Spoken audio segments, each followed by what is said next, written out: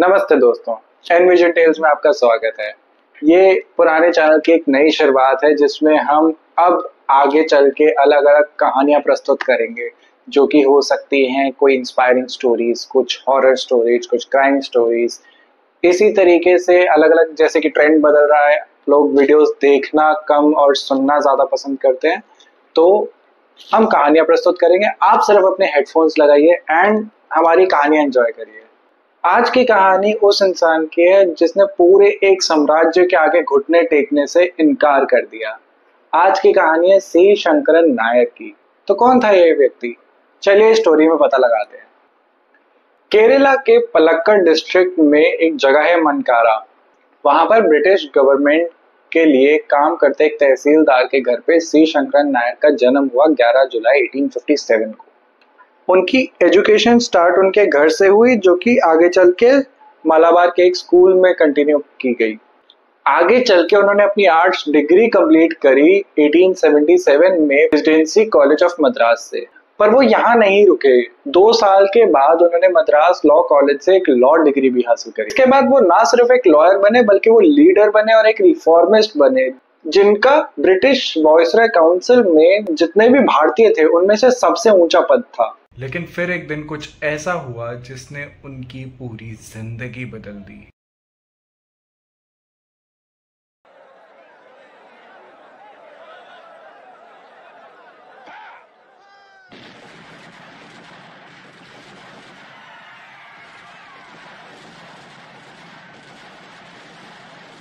तेरह अप्रैल 1919 को कुछ ऐसा हुआ जिसने पूरे भारत की नींव हिला के रख दी। जनरल डायर के आदेश पे उनके सिपाहियों ने हजारों निहत्थे भारतीयों पे गोलियां चला दी, जिनमें औरतें और बच्चों को भी नहीं बख्शा गया। सरकारी रिकॉर्ड्स की माने तो 400 से ज्यादा लोग मारे गए और 1200 से ज्यादा लोग घायल हुए। पर असली नंबर तो कभी सामने आया ही नहीं। कहा जाता है हजारों से ज्यादा लोग मारे गए।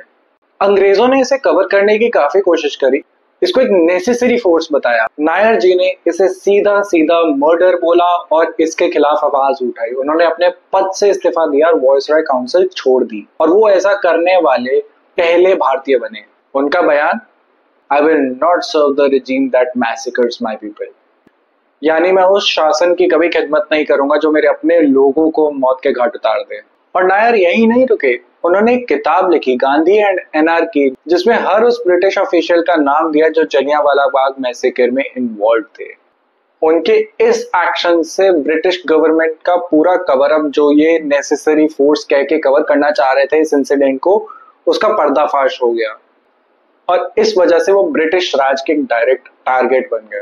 इसके रिस्पॉन्स में माइकल और डॉयट, जो कि farmer lieutenant governor of Punjab थे, उन्होंने नायर पे डेफेमेशन का केस करा लंदन में, और उनका ये ट्रायल एक बहुत ही ऐतिहासिक कोर्टरूम बैटल बना कॉलोनियल इंडिया की हिस्ट्री में। इस ट्रायल की वजह से काफी शॉकिंग ट्रुथ सामने आए, जिसकी वजह से पता लगा कि जलियांवाला बाग का मैसेकर एक सडन रिस्पॉन्स नहीं था, बल्कि ये प्री मेडिटेटेड था, यानी इसको पहले से ही प्लान किया गया था। बट वेरी अनफॉर्चुनेटली इसका रिजल्ट कुछ खास नहीं निकला, क्योंकि ये वेल डॉक्यूमेंटेड है कि जो जज ये केस सुन रहे थे वो सी शंकरन नायर जी के शुरू से ही अगेंस्ट थे और ब्रिटिश गवर्नमेंट के फेवर में थे। ये हियरिंग 5 हफ्ते तक चली, जो अपने आप में एक रिकॉर्ड है। अल्टीमेटली नायर जी को ऑप्शन दिया गया, या तो आप माइकल और डॉयर जी से माफी मांगे या फिर 500 पाउंड पे करें। माफी मांग लेने का मतलब होता जो भी उन्होंने लड़ाई लड़ी, जो भी सच उजागर करे, जो भी सच सामने लाए, उन सब को झूठ मान लेना, ये कह देना कि वो सब एक झूठ था, असलियत में ये सच में एक नेसेसरी फोर्स थी, या जो भी ब्रिटिशर्स कहना चाहते थे वो मान लेना। तो उन्होंने इससे साफ इनकार करा और अपना फाइन पे करना ज्यादा सही समझा। रखिए, लगभग 100 साल पहले की बात हो रही है। आज उसी 500 पाउंड की वैल्यू लगभग 37 लाख के अराउंड बनती है। सी शंकरन नायर केस तो हार गए, पर उनकी इस लड़ाई की वजह से पूरी दुनिया ने ब्रिटिश एट्रोसिटीज को देखा और उनको स्क्रूटनाइज करा, और जो भारत में एक आग लगी थी इंडिपेंडेंट होने के लिए, उसमें और तेल का काम करा। अनफॉर्चुनेटली उनकी स्टोरी बहुत लोगों को नहीं पता है, बट आज उनकी स्टोरी को वो रिकग्निशन मिल रहा है। फाइनली उनकी ये लड़ाई, जो सच को सामने के लिए वो पूरे एक साम्राज्य से लड़ गए, ये कहानी आप जल्दी अपनी बड़ी स्क्रीन पर देखने वाले हैं केसरी 2 द मूवी के फॉर्म में।